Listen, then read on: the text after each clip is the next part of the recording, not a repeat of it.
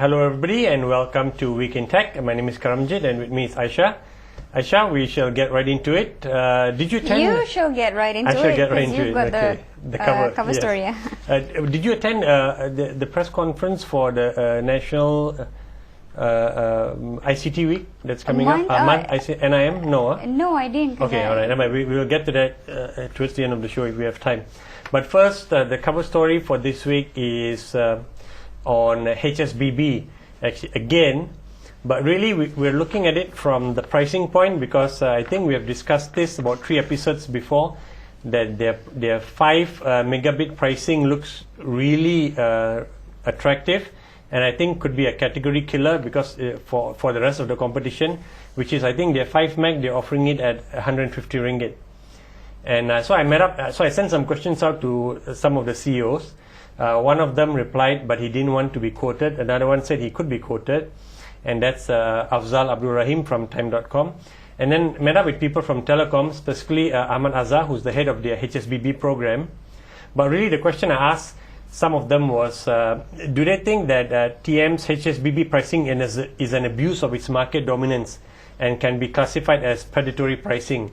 And Telecom kind of took offense to the word predatory pricing, but I just deliberately wanted to be provocative and to see what kind of response I would get.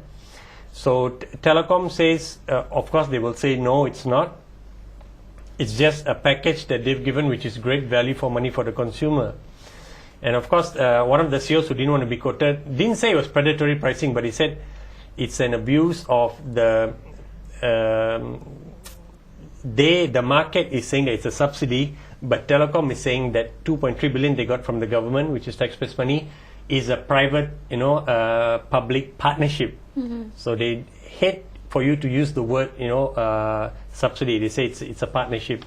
Anyway, this player who didn't want to be quoted said that it is, they're distorting their pricing because he feels they're using the subsidy to be able to bring such a low cost down.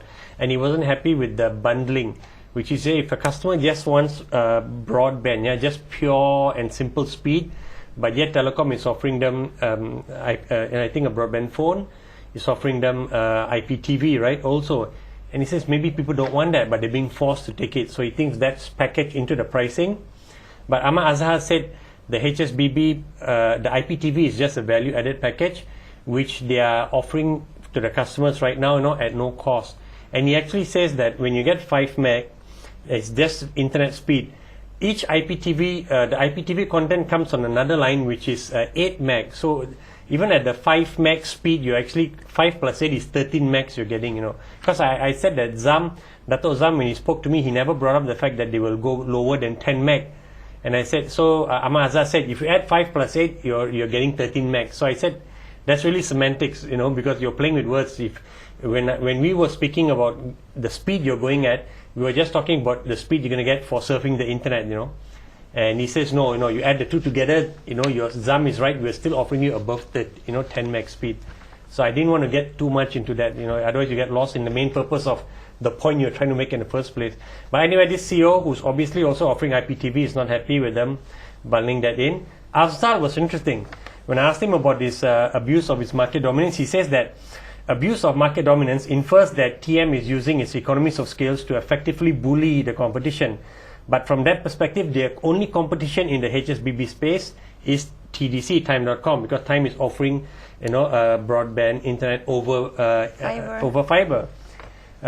So he says he says that their retail pricing is very aggressive and is going to impact the way which means TDC, prices their products, but not to the point that we're going to suffer. He says TDC is lucky they've got a low cost base and they've a very targeted infrastructure. What he means is targeted infrastructure. They've got like a bunch of buildings in the Klang Valley where they've already got fiber linked up to the buildings. They just have to activate it. So they're not doing any new infrastructure costs in terms of digging. But the interesting thing he said is that what I don't understand, however, is which is TM's rationale for accelerating the natural pricing erosion slope when they are already a dominant player. They didn't have to and should have kept their fat margins, because he proclaimed surprise that they've priced their products so competitively.